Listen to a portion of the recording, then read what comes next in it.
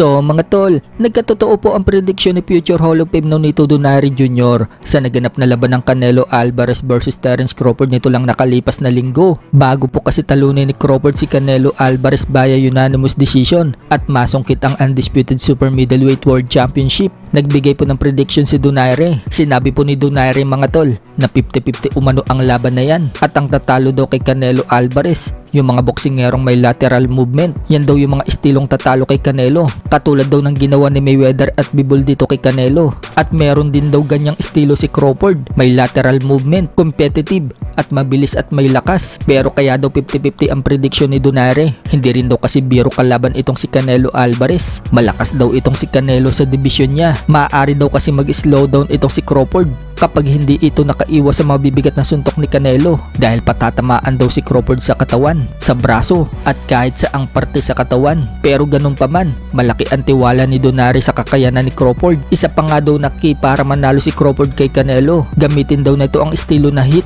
and not get hit. Posibleng nga din daw mag-slow down si Canelo Alvarez sa late rounds at ma-prostrate, at yung output daw ni Canelo hindi na daw magiging katulad ng tangke. So nagkatotoo po yung mga sinabi ni Nonito Donaire Jr. Ganyan po kasi ang nangyari sa laban. Natalo ni Crawford itong si Canelo. Nagamit na ito ang lateral movement, bilis, lakas at tamaan si Canelo nang hindi siya tinatamaan ng mga solid shot ni Canelo, at na-prostrate din po si Canelo sa late rounds. Pagpasok po kasi ng round 9 pataas, nakipagsabayan na si Crawford kay Canelo Alvarez nang may pag-iingat. Mismong si Canelo na din ang nagsabi na may gusto pa daw sana siyang gawin sa late round, na gusto gawin ng utak niya, pero hindi na daw sumusunod yung katawan niya. Hindi nga din daw na ipatama ni Canelo ang pinakamalakas niyang suntok kay Crawford dahil magaling at magalaw daw itong si Crawford. Sa kabilang banda naman mga tol, alam na nga po ng karamihan na gusto ni Turki Al-Alshik na ang sunod na laban na gusto niyang ikasa ang Terence Crawford versus David Benavidez. Kasalukuyang lumalaban itong si Benavidez mga tol sa 175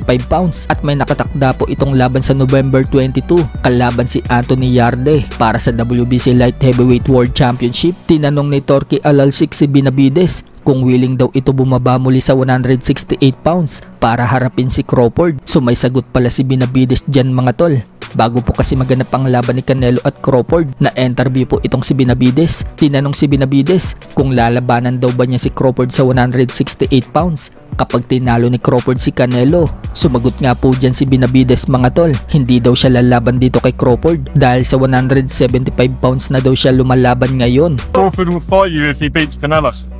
No, I wouldn't fight Crawford. I'm at 175. Yan po ang sagot ni Benavidez bago ang laban. Pero ngayon tapos na yung laban at tinalo na ni Crawford itong si Canelo. Wala pa pong sagot ulit itong si Benavidez sa gustong mangyari ni Turki Al-Alshik. So malay natin mga tol, ngayon pumalag na si Benavidez, lalo na kung operan ito ng malaki. Kaya hintayin na lang natin mga tol ang muling sagot ni Benavidez. Baka magbago ang isip niya. Sa ibang banda naman mga tol, nagbigay po ng opinion si Terence Crawford sa laban ng Gervonta Tank Davis versus Jake Paul na magaganap na sa November 14 sa isang exhibition match at ipapalabas din po yan sa Netflix. Wika ni Crawford mga tol, masyado daw malaki itong si Jake Paul para kay Tank Davis. Kapag nakapagland daw na magandang suntok itong si Jake Paul kay Tank Davis, tapos daw itong si Tank Davis. Yung kanang kamao daw ni Jake Paul ang tatapos dito kay Tank Davis. Sa iba pang balita mga tol, may bago pong statue si Canelo Alvarez matapos po siyang matalo kay Terence Crawford. Kakaiba nga po yung statue na yan, kulay gold po kasi siya. Pinirmahan pa nga po yan ni Canelo Alvarez.